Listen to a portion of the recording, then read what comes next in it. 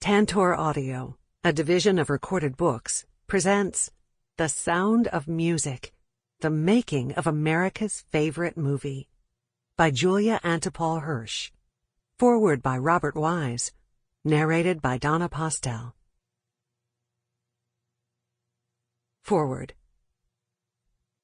What makes a motion picture a hit around the world? Specifically, what made The Sound of Music the most beloved film of its time? It has been almost 3 decades since the film was released, and I am still being asked that question on an average of twice a week.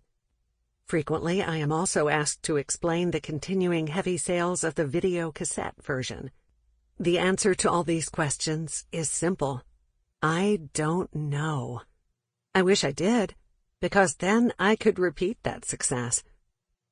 But to give that simple answer would be to ignore the hard work, the talent, the years of creative effort that were involved, years that stretch back almost 4 decades to when Mary Martin and Richard Holliday convinced Richard Rodgers and Oscar Hammerstein II that some German films based on the exploits of the Trapp family singers could form the basis of a Broadway musical. The show turned out to be the most successful of all Rodgers and Hammerstein musicals. That's why I am delighted that Julia Hirsch has invested the time and effort to interview countless people, dig through the archives of 3 universities, and go through thousands of photographs at Fox, seeking answers to the questions that are always asked of me. Ms. Hirsch has done a marvelous job of capturing the joys and frustrations of putting together a successful film. She has also managed, through her use of anecdotes and photographs, to convey some of the wonder the film evokes in audiences of all ages. Looking at the movie from the distance of 3 decades, and through Ms. Hirsch's journalistic eyes, I am reminded that some things simply defy explanation. They just are. Nevertheless, I can tell you what The Sound of Music has meant to me, apart, of course, from the satisfaction that comes from having a big hit. When the project was first proposed, my immediate reaction was one of pleasure mixed with caution. It was an opportunity to do another musical, which I knew I would enjoy. But more than that, a definite challenge was involved. To make a musical so radically different in form and tone from my previous film, West Side Story.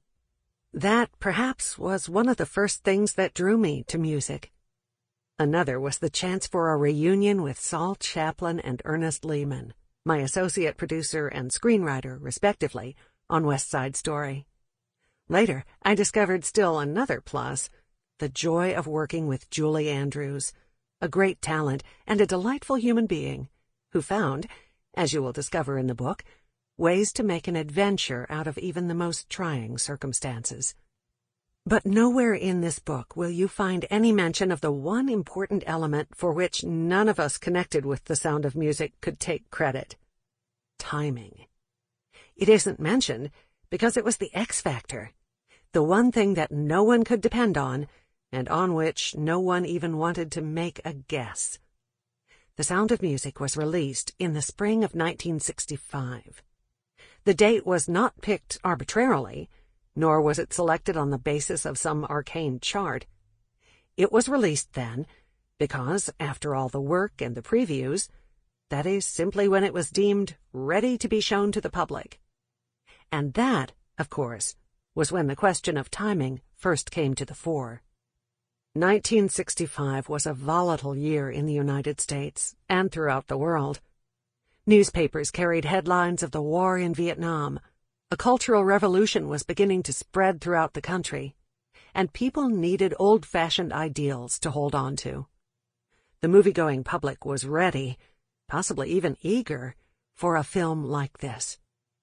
Besides an outstanding score and an excellent cast, it had a heartwarming story, good humor, someone to love and someone to hate, and 7 adorable children.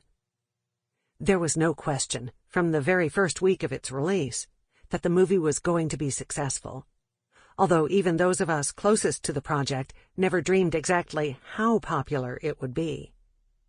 And ever since then, experts have been dissecting all the elements that Julia Hirsch describes here, in an effort to learn if there is a formula for success. I have often been told that if the film had been released 2 years earlier, or 2 years later, the public taste would have been different, and we would not have been so successful. I am not prepared to argue the point, though I am pleased to note that the film's ongoing popularity, even with young audiences, suggests at least a certain timelessness. I am just pleased and proud that we were able to create an entertaining movie that touched so many lives. Robert Wise, October 28, 1992, Beverly Hills, California. Prologue. According to her book, The Story of the Trapp Family Singers, it was in 1933 that 28-year-old Maria von Trapp, visiting a friend in Tyrol, made a fateful wish. The friend, a famous writer, began discussing her profession. "Isn't it funny," her friend confessed, "I never wrote a word in my life until after I was 40.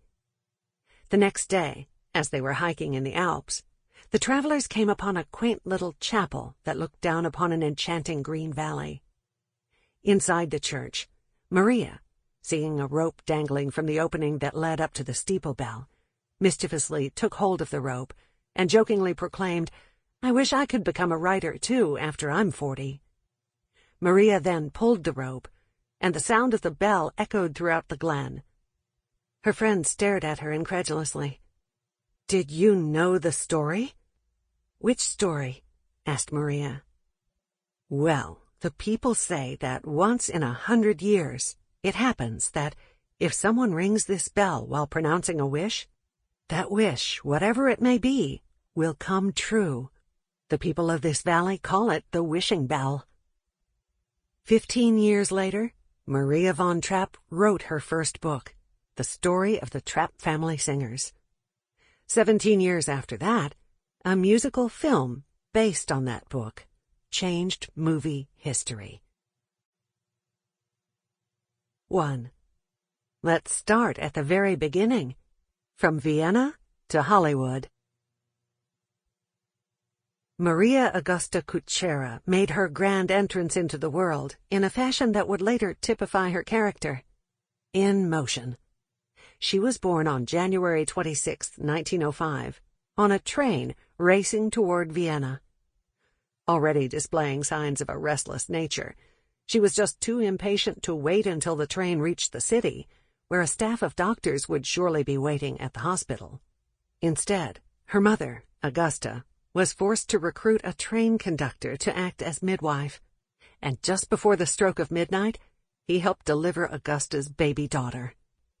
Augusta died of pneumonia when Maria was 2 years old, and her father left the youngster with an elderly cousin's family so that he could be free to travel throughout Europe.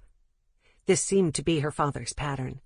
When his first wife died, he had left Maria's older brother to be raised by the same relatives. Maria was reared in a family of adults, and she became a lonely and unhappy child. The household she lived in was also so strict, and her uncle, who became her legal guardian after her father died, so physically abusive, that she developed a rebellious nature as well. Maria's guardians had brought her up as a socialist and raised her to be cynical toward all religion, but a visiting Jesuit priest who lectured at her college changed her life. His speech had a powerful impact on the vulnerable young student, though Maria still felt compelled to meet the priest a few days later to enlighten him as to all the reasons his beliefs were wrong. But at that meeting, the priest's composure and quiet confidence impressed the romantic young woman, and all her arguments were forgotten. Instead, she found his unwavering faith and utter tranquility the perfect medicine to heal her troubled heart. Maria's newfound religious beliefs became so strong, in fact, that after graduating from college with a degree in education, the once devout atheist traveled to Salzburg, Austria, and joined the Nonnberg Abbey as a postulant. Maria was intensely devoted to the convent, but her dedication did not prevent the former tomboy from getting into Sample complete. Ready to continue?